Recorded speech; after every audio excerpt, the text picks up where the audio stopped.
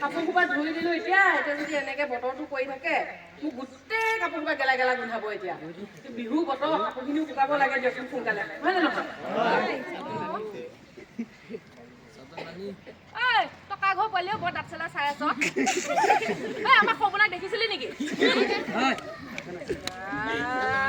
হাজিয়াত যোৱাটো কোনফালে গ'ল জানো ৰাতিপুৱা ওলাই গ'ল এতিয়ালৈকে ঘৰ আহি পোৱা নাই বাপেকে যদি সময়মত ভাতকেইটা খাবলৈ নাপায় গোটেই পিঠিখন খাব মোৰ আজি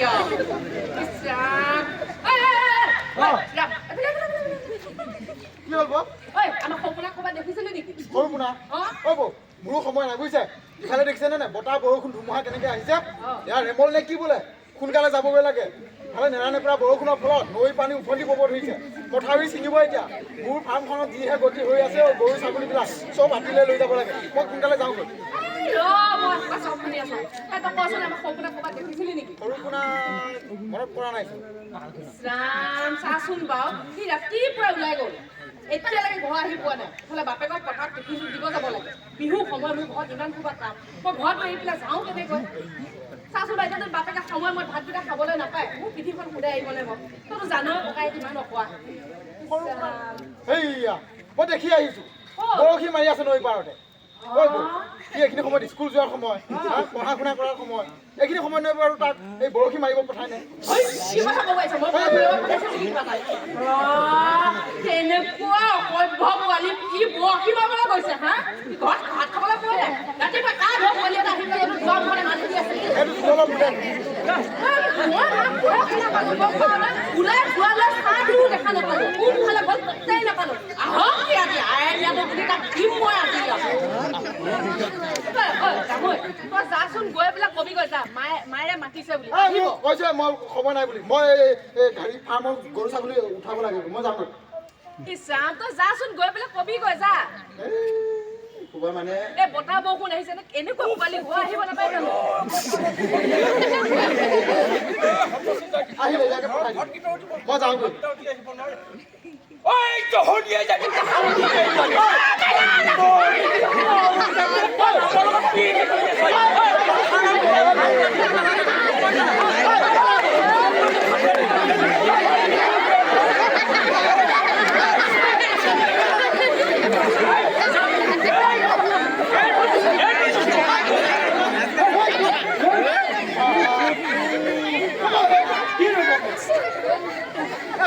ইমান যে গালি পাৰি আছে এই বতাহ বৰষুণ ধুমুহা যে আহিছে ঘৰলৈ আহিব লাগে নে নালাগে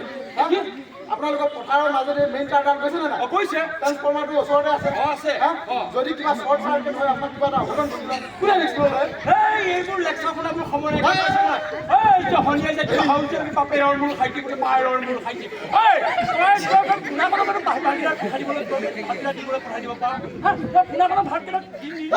ভাত কি মই চাউল পাই ৰাতিপুৱা ক'বলৈ ওলাই গৈ এতিয়া ঘৰ আহি পোৱা নাই তাকে বিচাৰি ফুৰিছো মই ঘৰখন নাই মানে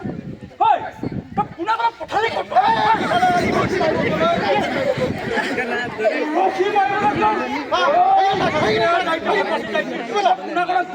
পঠালি ঘৰত দেখোন এখোপা মাছ মাংস আনি বৰশী লগা মাছটো খালেহে টেকেলি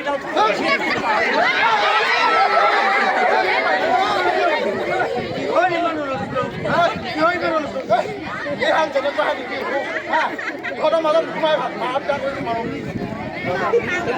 পৰিৱেশত বননিত গৰু মেলাটো মেলি দিব নোৱাৰো নহয় হয় আচল কথাটো কি তোমালোকে কিহৰ কাজিয়া সূত্ৰপাত চাচোন মেম্বাৰকাই মই পুৱাৰে পৰা পথাৰত কাম কৰি আছো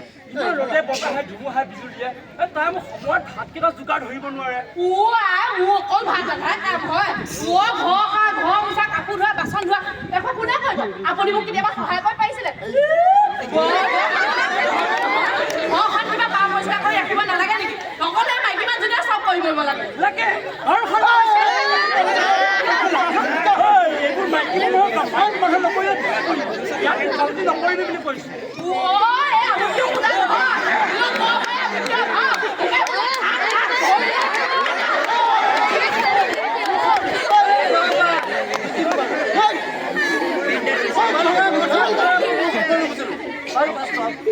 তুমি ধুমুহা বতাহ বৰষুণ বিজুলী অহা গম পোৱা নাই জানো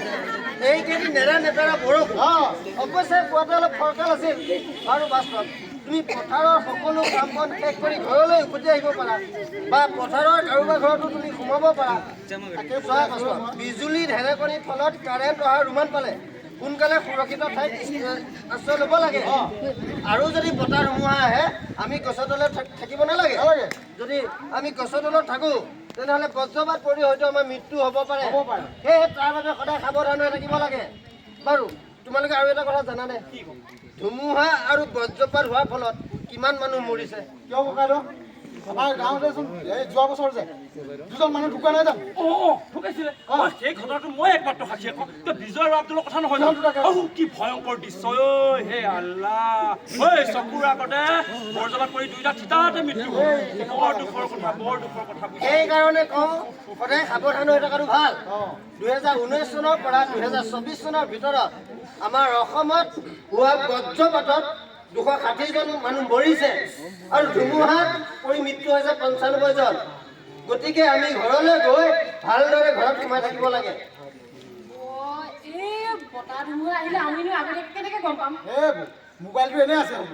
আজিকালি দেখোন চৰকাৰে সকলো তথ্য সেই মোবাইলতে দিয়ে হোৱাটছআপ ফেচবুক ইনষ্টাগ্ৰাম ইউটিউব এইবিলাকতে আমি পাই থাকোঁ দেখোন হা আৰু আমাৰ গাঁৱৰ মানুহৰ মুখে মুখে প্ৰচলন হৈয়ে থাকে মোৰ আকৌ ভয় লাগে গম পাইছে নে বতাহ ধুমুহা বিজুলী মাৰিলে মোৰ বৰ ভয় লাগে মই সেই কেতিয়াবা সেই বিচনাৰ তলতে সোমাই থাকোঁ এই মানে আমাৰ ঘৰখনৰ অৱস্থাটো ইমান ভাল নহয় না বাঁহেৰে সজোৱা বুজিছে নাই একেবাৰে দহি খহি যোৱা গৈছে সৌখিদিনা আকৌ নাৰিকলৰ গছ এডাল পৰি গোটেই ঘৰটো ভাঙি চুৰমাৰ কৰি দিলে ডাঙৰ ঘৰটো আকৌ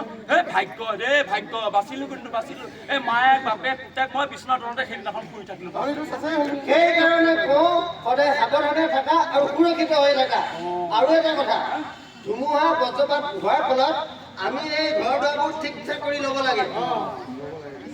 হেৰি আমাৰ পুনাখন এতিয়া ঘৰ আহি পোৱা নাই নহয় যাওকচোন নৈখনত বোলে পানী উঠিছে ল'ৰাটোক যদি পানী উঠাই দিব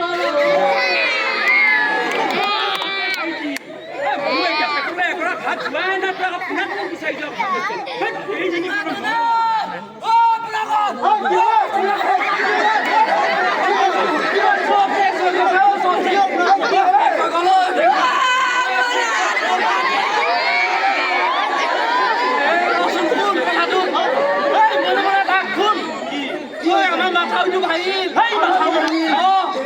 আমাৰ মাথাটো ভাঙি গোটেই গাঁৱত তোৰ ওচৰলৈকে আহি আছিলো একে আমাৰ মাথাটো ভাঙি গোটেই গাঁওখন গ'ল আমাৰ এই চুবুৰীটোহে বাকী আছে এতিয়া যদি আমি ওখ ঠাইলৈ নাযাওঁ ভাঙি পেলাই বান্ধি একে চব চেচ হৈ যাব যি জল আছে চব আমি সহায় কৰিম Aadhaar card PAN card bank passbook Ayushman card আৰু লগতে যিমানবিলাক লাগতিয়াল কাগজ পত্ৰ আছে চব একেলগে বান্ধি লৈ গৈ নহ'লে এইবিলাক যদি নৈ পানীত উঠি যায় অফিচ কাছাৰীত লাইন ধৰি ৰক্ষা নাপাব চাউল দালি নিমখ হালধি যি য'ত আছে চব টোপোলা বান্ধি লওঁ লাগিলে আমিও সহায় কৰিম চাই থাকিব নালাগে তই আমাৰ ফিল্ডৰ ভিতৰত ফোন এটা আমাৰ মাথাটো বুলি কয় মোৰ চকুৰ আগতে ভাগি বুজিছ মোক গৰুজনী আনিবই নোৱাৰিলো এই গৰু মাথাটো সেইটো পাই থাকিল হয় আমাৰ ইয়াৰ মাথাটো ভাগিল ছাৰ কি ক'লে হ'ব কি ক'লে তেনেহ'লে শুনা আৰু ৰাইজ আপোনালোকেও শুনক শুনা কৈ আছো আমাৰ চৰকাৰে বা প্ৰশাসনে সৰু ডাঙৰ প্ৰতিজন ব্যক্তিকে চাউল তেল চেনি নিমখ এইবোৰ যোগান ধৰিব এই বিষয়ে আমাৰ ৰাইজে ভালকৈ জানে কিন্তু পশুধন দুৰ্যোগৰ সময়ত এই বিষয়ে ৰাইজে ইমান জ্ঞাত নহয় আৰু লগতে বানত যদি আমাৰ কিবা ক্ষয়ক্ষতি হয় তেনেহ'লে চৰকাৰে কাপোৰ আৰু বাচন বৰ্তনৰ বাবে 2500 টকাকৈ প্ৰদান আৰু এটা কথা এয়া আমাৰ গাঁৱৰ যদি গাঁৱৰ বুঢ়াই এই কিবা যদি সঠিক তথ্য প্ৰমাণ দিব পাৰে তেনেহ'লে চৰকাৰে 4 লাখ টকাৰ সাহায্য হিচাপে আগবঢ়াব 4 লাখ আৰু তাৰ বাবে মোৰ তাত এখন তালিকাও আছে সেই তালিকাখন মই পঢ়ি শুনাই দি আছোঁ ৰ'বা দেই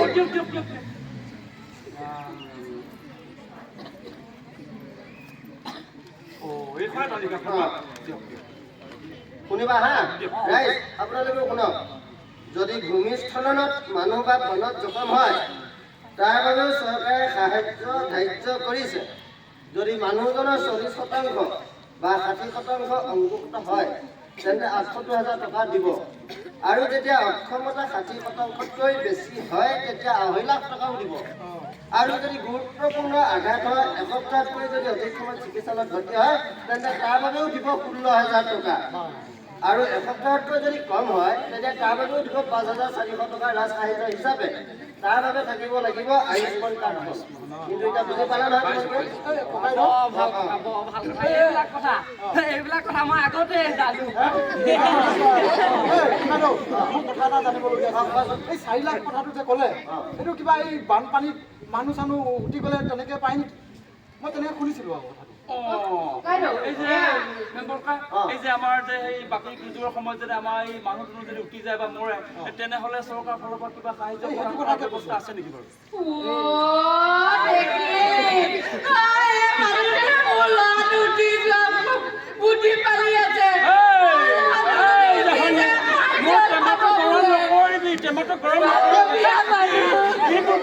জানিব নালাগে তাকে ঘূৰি আছোঁ ককাই চৰকাৰে সেই কাপোৰ আৰু বাচন বৰ্তনৰ বাবে 25 আৰু সেই 4 লাখ টকাটো 4 লাখ টকা দিবই এতিয়া আমাৰ চাৰিওফালে পানী হ'ব আমাৰ বাৰু এসপ্তাহ মানৰ কাৰণে খোৱা যোগাৰ হ'ব ঠাণ্ডা এইবোৰ কিবা শুনিবলগীয়া কথা নেকি এতিয়া আৰু কিহৰ চিন্তা আছে এই যিবোৰ গাঁৱত বানপানী সোমায় সেইবোৰ গাঁৱত দুখ গ'লেতো সেই ৰাইজে দেখোন হেৰি পায়ে থাকে আমাৰ সকলো ৰাইজে পায়ে আছে নহয় মই অলপ আগত ক'লোৱে দেখোন চৰকাৰে কাপোৰ আৰু বাচন বৰ্তনৰ 25 টকা কৰি দিব সেইখিনি কথা আগতে মই মানে কৈয়ে গ'লো কথাখিনি কওঁতে শুনা নাপাওঁ শুনিবি এতিয়া এটা কথা নহয় কি আমাৰ বাৰু বানপানীৰ সময়খিনি যাবই হয় তাৰপিছতহে এতিয়া আচল যুদ্ধখন আৰম্ভ হয় কিহৰ যুদ্ধ বা এতিয়া এই আমাৰ যে এই পথাৰত যে ধান চানবিলাক শস্যবিলাক যে গেলি পচি যায় তাৰপৰা যিবিলাক দুৰ্গন্ধ আহে তাৰপৰা কম বেমাৰ আৰম্ভ হয় সেইয়া বেমাৰবোৰৰ ভিতৰত হ'ল cholera dengue malaria hepatitis leptospirosis typhoid জ্বৰ আদি বেমাৰে দেখা দিয়ে তাৰ বাবে আমি সদায় সাৱধান হৈ থকাটো বিৰাটেই ভাল বিৰাটেই ভাল সেইকাৰণে আমি ভালদৰে হাত ভৰি ডেটল চাবোন নহ'বা লাইফ চাবোন ধুব লাগে আমি ধুঙে আকৌ হয়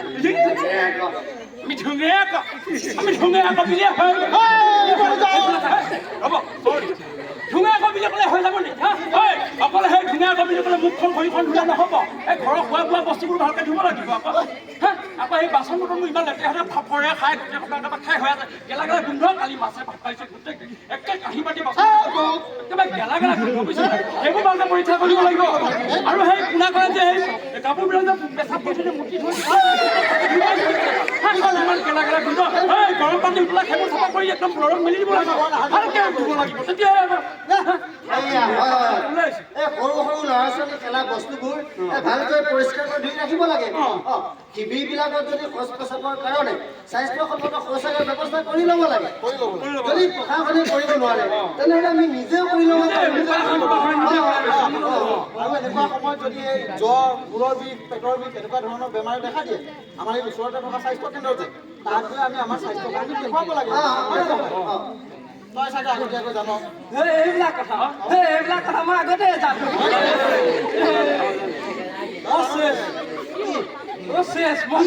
কি হ'ল বুজিছ কি হৈছে কৈছোৱে ৰামৰ আগত কৈছো যে মই এই গৰু দুটা চিগা মাথাই সিটো পাই থাকিলে আৰু গায়ে গৰু দুজনীও মই পথাৰতে আনি থৈ আহিলো বুজিছ এতিয়া সেই দুজনীও যদি পানীত উঠি যায় তেতিয়াহ'লে মানুহজনীয়ে মোক বকলিয়াই পেলালে মানুহ যদি যিহে পেট্ৰলি এজনী বিয়া পাতি লৈছে একেটা গছৰ কাটে মাৰিলে গোটেইখন কি ৰুটিখন হৈ যাব হেৰি নহয় এইখিনিতে মই আপোনাক আৰু এটা কথা সুধিব এনেকুৱা যদি প্ৰাকৃতিক দুৰ্যোগৰ সময়ত মানে কথা হ'ল কি মোৰ মানে গৰু ছাগলী ছাগলী মানে কিবা গাহৰি চাহৰি কিবা আছে মানে এই সিহঁতক খোৱাওঁতে বহুত কষ্ট হয় গম পাইছে এই গতিকে এনেকুৱা মানে পশুধন মানে খাদ্যৰ ওপৰত কিবা চৰকাৰে কিবা সাহায্য দিয়া ব্যৱস্থা কৰিছে নেকি? নিদিব কিয় নিদিব এইবিলাক আমাৰ পশুধন নহয় জানো আমি গৰু ছাগলী এইবিলাক যদি বিক্ৰী কৰিব যাওঁ তেতিয়া দেখোন আমি মাচুল চাচুল দিয়ে থাকোঁ এইটো দিয়ে থাকোঁ দিব লাগিব আচলতে চৰকাৰে দিলে আমি একো গমেহে নাপাওঁ ছাৰ এয়া কিয় গম নোপোৱা তেনেহ'লে শুনা আমাৰ চৰকাৰে বা প্ৰশাসনে প্ৰাকৃতিক দুৰ্যোগৰ সময়ত মানুহৰ যদি কিবা ক্ষয় ক্ষতি হয় চৰকাৰে নিদিয়া নহয় দিয়ে যদি মহ গৰু মৰা উঠি যোৱা মানে ৩৭,৫০০ টকা ছাগলী ভেড়াৰ বাবে ৪,০০০ টকা আৰু সচৰাচৰ জীৱ জন্তুৰ বাবে ৩২,০০০ টকাকৈ প্ৰদান কৰিব গতিকে ৰাইজ আপোনালোকে নিজে সজাগ হৈ আমি যিখিনি কথা কৈ গ'লোঁ আপোনালোকে আমাৰ মৰিগাঁও জিলাখনৰ লগতে অসমখন আৰু গাঁওখন যাতে সুৰক্ষিত হৈ থাকে তাৰ বাবে আমি কৈ যোৱা কথাবোৰ আপোনালোকে নতুন প্ৰজন্মক বুজাব বুলি আশা কৰিলোঁ সিহঁতেই হ'ল আমাৰ দেশৰ সম্পদ আৰু দেশৰ ভৱিষ্যত সেইকাৰণে আমি বিপদৰ আগতে সকলোৱে সাৱধান অৱলম্বন কৰি থকাটো নিতান্ত কাৰণ বিপদ কাপোৰ কৈ মাতি নাহে আৰু এনেকুৱা বিপদৰ সময়ত এই আমাৰ যোৱা বছৰ অফিচাৰ দুজনমান আহিছিল তেখেতসকলে ফোন নম্বৰ দুটা দি গৈছিলে সেই ফোন নম্বৰ দুটাত যদি আমি ফোন কৰোঁ তেনেহ'লে তেখেতসকলে আহি আমাক সহায় কৰি দি যাব মই নাম্বাৰ দুটা কৈ যাম আপোনালোকে মনত ৰাখিব বা লিখি লৈ যাম নাম্বাৰ দুটা হৈছে 1077 অৰ্থাৎ 1077 আৰু আনটো হৈছে 600196907907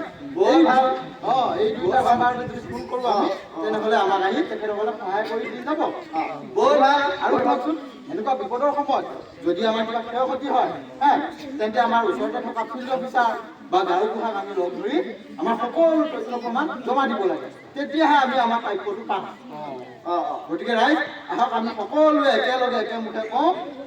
সুন্দৰ জীৱন সুৰক্ষিত অসম সুন্দৰ জীৱন সুৰক্ষিত আপোনালোকৰ সুস্বাস্থ্য আমাৰ কাম্য আপোনালোকৰ সুস্বাস্থ্য আমাৰ কাম্য